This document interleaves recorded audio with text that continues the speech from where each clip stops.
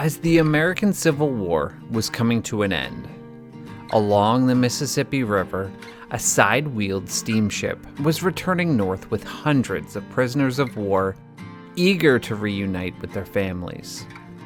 Unfortunately, in the early morning hours of April 27th, 1865, an explosion occurred aboard the ship, sending most of these passengers to a watery grave.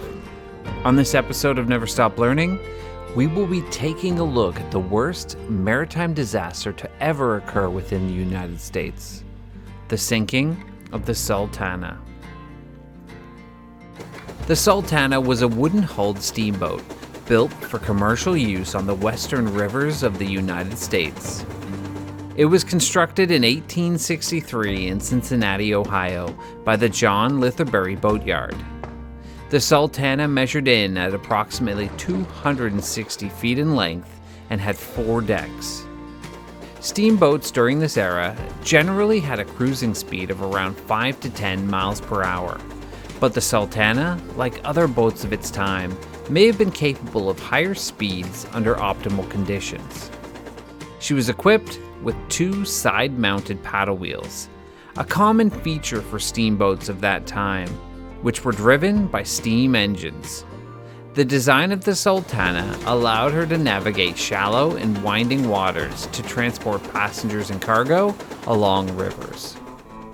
In April of 1865, J. Cass Mason, the captain of the Sultana, arrived in Vicksburg, Mississippi, hoping to line his pockets by transporting POWs north now that the American Civil War was over.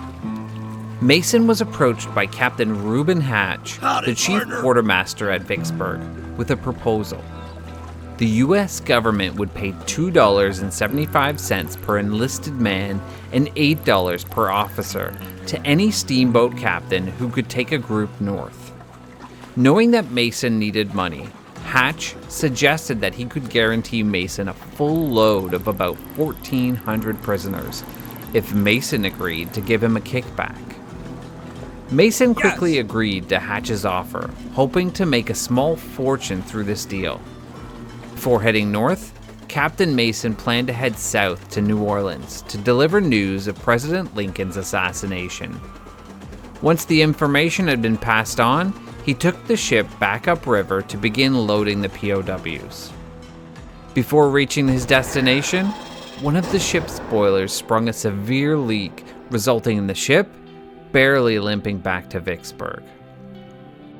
Captain Mason had the mechanic immediately begin work on repairing the damaged boiler. The mechanic informed him that this work would take a few days to repair, but this was time that Mason didn't have. If the ruptured seam was fully replaced, he would miss out on his large payday, as the POWs would be sent home on a different vessel. In the end, the captain convinced the mechanic to patch the blown boiler seam with thin metal plating. This fix took only a day and had the ship ready in time to begin loading passengers. As the prisoners of war were loaded aboard the Sultana, a mix-up caused the Union officer in charge of the loading, Captain Williams, to place every man at the parole camp aboard the Sultana. Although the Sultana had a legal capacity of 376, by the time she was steaming away from Vicksburg on the night of April 24th, she was severely overcrowded with 2,043 passengers, as well as her crew of 85. The men were packed into every available space, as all cabins were already full of civilian passengers. The overflow was so severe that in some places the decks began to creak and sag and had to be supported by heavy wooden beams. The overloaded Sultana made its way north, struggling against the spring floodwaters, and arrived in Memphis, Tennessee at 7 in the evening on April 26th. The crew unloaded roughly 120 tons of sugar, as well as 200 passengers. At around midnight, she set off again, resuming her course upriver. Aboard the ship, hundreds of men, now free from the hell of the Confederate prison camps, held on hope that soon they would be reunited with their families. Sadly for most, this would never happen. If you've enjoyed this episode so far, give us a like and subscribe to check out all of our other maritime disasters. At around 2 a.m. on April 27th, as the ship headed upstream on the Mississippi River, disaster struck. Without warning, one of the ship's boilers exploded, followed quickly by 2 more. In a flash, an explosion of steam erupted at a 45-degree angle, tearing through all 4 decks of the ship and obliterating the pilot house.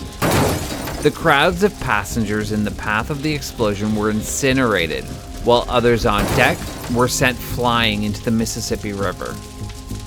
The decks of the ship had collapsed, forming a steep slope that led down into the furnace boxes.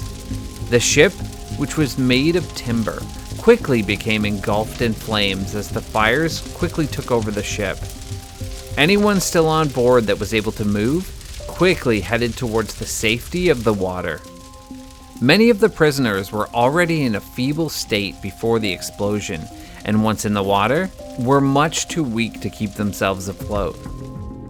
30 minutes after the explosion, another steamer, the Boston, was heading south when they came across hundreds of people floating in the water.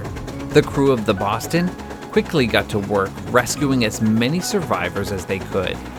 It was reported that those who didn't burn to death aboard the ship died due to hypothermia in the frigid floodwaters of the Mississippi. The exact death toll for this disaster is difficult to find, but different sources state that between 1,000 to 1,500 aboard the ship lost their lives when she exploded and sank, with roughly 500 to 700 people surviving. Tragically, the worst maritime disaster in the United States ended up not making headlines in the news due to the assassination of President Lincoln a few days prior to the tragedy. Thanks for watching this episode of Never Stop Learning. If you've enjoyed it, give us a like and subscribe. Also, check out this playlist of other maritime disasters. Until next time.